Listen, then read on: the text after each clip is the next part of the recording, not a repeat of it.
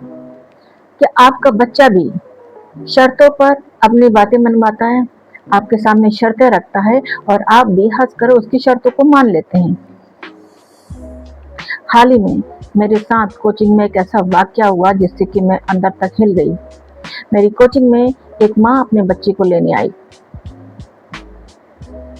तो जब वो बच्चा बाहर आया तो माँ ने उसे टॉफी निकाल के देना चाहिए। तो मैंने कहा कि अभी मत दीजिए, मैंने भी अभी इसको टॉफी दी हुई है। तो उस माँ ने कहा, अरे मैडम, आपको पता नहीं है, इसने कोचिंग में आने से पहले ये शर्त रख दी थी कि जब मुझे लेने आओगी तो टॉफी दोगी तभी मैं कोचिंग जाऊंगा, नहीं तो नहीं जाऊंगा। अब अगर मैं ऐसे टॉफी नहीं दूंगी तो ये कल आने में फिर से नौटंकी करेगा। और ये सारी बातें वो इतना खुश होकर बता रही थी जैसे कि वो कोई बहुत बड़ा काम कर रही हो।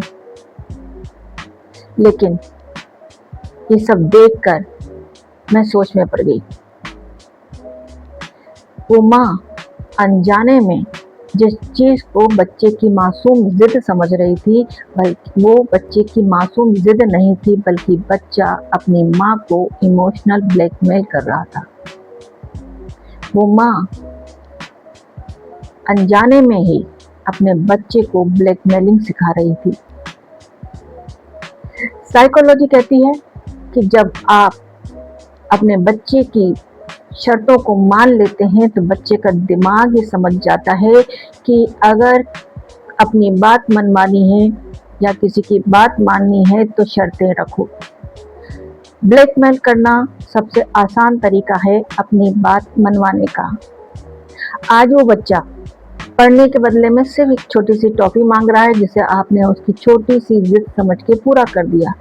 कल वो बच्चा किसी और चीज काम के लिए या किसी और चीज के लिए वो कोई और चीज मांगेगा, फोन मांगेगा, तब तब क्या होगा?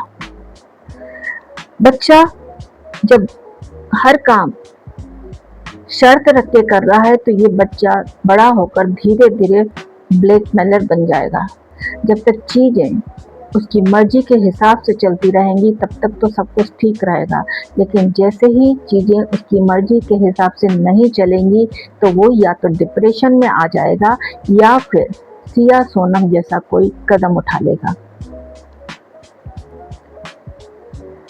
उसे रोकने के लिए सबसे पहले तो आपको उसकी इस तरह की शर्तों को मानना बंद करना पड़ेगा और उन पर हंसना बंद करना पड़ेगा।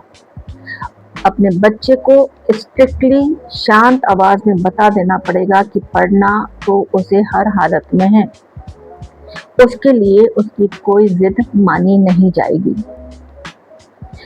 शुरू शुरू में बच्चा परेशान करेगा, लेकिन जब उसे पता चल जाएगा कि काम तो उसे करना ही है और उसकी कोई बात मानी नहीं जाएगी, तब वो धीरे धीरे उसका यूज टू हो जाएगा। बच्चा जब भी कोई गलत काम करता है तो सबसे पहली उंगली उसके पेरेंट्स पर उठती है, क्योंकि आमतौर पर यह माना जाता है कि बच्चा वही करता है जो वो अपने घर में अपने बड़ों को करते हुए देखता है। तो बच्चा अगर कुछ गलत कर रहा होता है तो इसके लिए उसके पेरेंट को रिस्पॉन्सिबल माना जाता है। जब बच्चा घर में बदतमीजी करता है, शर्तें रखता है, किसी काम की जिद करता है और आप पूरी करते रहते हैं, फिर बच्चा बाहर जाके भी यही सब करता है, तब आप उसकी गलती पर पर्दा डालते हुए कह देते हैं कि बच्चे हैं, बच्चे शरारत नहीं करेंगे तो कौन करेगा। इससे तो आप अपने बच्चे को बढ़ावा दे रहे हैं। ये बच्चा बड़ा होकर जब उसकी बातें नहीं मानी जाएगी तो वो कोई बड़ा अपराध कर देगा, और जब कोई बड़ा अपराध कर देगा तब पेरेंट्स ही रोते हुए कहते हैं कि हमने तो अच्छे से परवरिश की थी, पता नहीं कहाँ हमारी परवरिश में चूक हो गई। तो कल आपको ये ना कहना पड़े, इसलिए आपको कुछ बातें बहुत अच्छे से समझ लेनी चाहिए। पहले तो आपको बच्चों की शर्तें नहीं माननी चाहिए, ना ही उन पर हंसना चाहिए। उसे स्ट्रिक्टली बता देना चाहिए कि उसकी शर्तें नहीं मानी जाएंगी। जो काम रूटीन का है वो उसे हर हालत में करना है। तो ना तो आप अपना कोई काम करवाने के लिए कोई शर्त रखें, और ना ही उसकी किसी शर्त को माने। दूसरा, बच्चा अगर कोई गलती करता है, कोई बदतमीजी करता है, कोई जिद करता है, चोरी करता है, झूठ बोलता है या जो भी करता है, तो उसे ये पता होना चाहिए कि चाहे वो घर हो या बाहर, उसकी बदतमीजी को सहन नहीं किया जाएगा। तीसरी और सबसे इम्पोर्टेंट बात, मैं देखती हूँ कि पेरेंट्स या तो अपने बच्चों के साथ इतने फ्रेंडली हो जाते हैं कि वो उन्हें अपने सिर पर चढ़ा लेते हैं, बच्चे की हर मांग पूरी करते हैं, चाहे वो कैसी भी हो, हर जायज़ नाजायज़ मांग को पूरा करते रहते हैं। या फिर इतने स्ट्रिक्ट हो जाते हैं कि वो उनकी कोई बात नहीं सुनते हैं, सिर्फ हिटलर की तरह फरमान जमा देते हैं कि ये करना है मतलब करना है। अब वो चाहे बच्चे का मन हो या ना हो, या फिर वो बात सही हो या गलत हो, ये दोनों ही तरह की पेरेंटिंग गलत है। इनमें बैलेंस होना बहुत ज़रूरी है। बच्चे के साथ उतना ही फ्रेंडली रहें जितने कि वो अपनी बात को आपको समझा पाए, और उतने ही स्ट्रिक्ट रहें जिससे कि बच्चा कोई भी गलत काम करने से डरे। मैं देखती हूँ कि कुछ पेरेंट्स तो अपने बच्चे को बेल्ट से मार देते हैं और फिर कहते हैं कि बेल्ट से भी मारते हैं, हम इतनी पिटाई कर लेते हैं इसकी, लेकिन फिर भी ये नहीं सुनता। तो आपने बच्चे को इतना ज़्यादा मार लिया कि वो ढीठ बन गया है। अब आप उसकी जान भी ले लें तब भी वो आपकी बात नहीं मानेगा। जैसे कि आप कहीं जा रहे हैं और आपके पास छाता नहीं है और अचानक से बारिश शुरू हो जाती है और आप पूरे भीग जाते हैं। फिर आप सोचते हैं कि अब तो भीग ही गए हैं तो जहाँ पहुँचना है वहाँ तक पहुँच ही जाएं। फिर आपको बरसात का कोई डर नहीं होता। लेकिन अगर आपके पास छाता है तो आप भीगने से तो बच रहे हैं, लेकिन जो कुछ छींटे नीचे से आपके कपड़ों पर आ रहे हैं, आपको उन छींटों का डर लगा हुआ रहता है कि आपके कपड़े खराब हो रहे हैं या गीले हो रहे हैं। उसी तरह से जब बच्चों को ज़रूरत से ज़्यादा डांट मार दिया जाता है तो उनका वो डर खत्म हो जाता है। बच्चे को डांट या मार का डर होना चाहिए कि अगर उसने कुछ गलत किया तो उसे डांट पड़ जाएगी, उसे मार पड़ जाएगी। अब यहाँ पर कुछ लोग कहेंगे कि बच्चों को डराना गलत बात है, इससे उनकी मेंटल हेल्थ पर गलत असर पड़ता है। हाँ, सही कह रहे हैं, लेकिन जब भी कोई काम ज़रूरत से ज़्यादा किया जाता है तब ही वो बुरा होता है।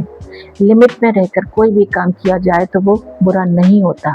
जैसे कि ऑपरेशन के समय जो पेन किलर के रूप में दवा दी जाती है वो मॉर्फिन होती है, तो मॉर्फिन लेना बुरी बात होती है, लेकिन उस समय तो वो मेडिसिन है और वो यूज़फुल है उस पर्सन के लिए। लेकिन वही मॉर्फिन जब ऐसे ही कंज्यूम की जाती है और लगातार कंज्यूम की जाती है तब वो उसके लिए हानिकारक है। तो बच्चे को डांट का डर है, मार का डर है, तो ये एक तरह से सही भी है, क्योंकि तुलसीदास जी ने भी कहा है, भय बिनु प्रीत ना होए। तो बच्चा हो या फिर हम बड़े ही क्यों ना हो, अगर हमें डर ना हो तो हम भी गलत काम ही करें।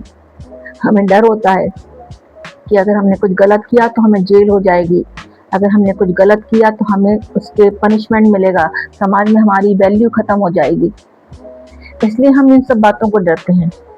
और जिन बच्चों की परवरिश ज़्यादा लाड़ प्यार में होती है वो बच्चे वही सब करते हैं जो अभी पिछले कुछ दिनों आपने जंतर मंतर पर देखा होगा। वो बच्चे एक, ठीक है कुछ गलत हुआ था, मैं मानती हूँ वो बहुत गलत था, लेकिन उसके लिए जो उन्होंने प्रोटेस्ट किया वो तो उससे भी ज़्यादा गलत था। तो इसमें मैं उन बच्चों की गलती नहीं मानती हूँ, बच्चों के पेरेंट्स की गलती है। उन्होंने कभी सही गलत का फ़र्क करना महसूस उन्हें करवाया ही नहीं कि सही क्या होता है गलत क्या होता है। अब जब आप आज जो बच्चा छोटा है आप उसे ज़रूरत से ज़्यादा लाड़ प्यार दे रहे हैं, उसे सही गलत का फ़र्क ही महसूस नहीं करवा रहे हैं, तो वो बच्चा एक दिन बड़ा होगा, उसका भी परिवार होगा, उसके भी बच्चे होंगे। तो जब उस बच्चे में ही खुद संस्कार नहीं है तो वो अपने बच्चों को क्या संस्कार देगा। अंत में चलते चलते बस इतना ही कहूँगी कि आप अपने बच्चे को चाहे तो सुविधाएं कम दे दें, लेकिन संस्कार भरपूर दें। अगर ये वीडियो आपको अच्छा लगा हो, यूज़फुल लगा हो तो इसे लाइक शेयर सब्सक्राइब ज़रूर करें। तो मिलते हैं एक नए वीडियो में एक नए विजन के साथ। तब तक अपने आप को इम्प्रूव करते रहिए।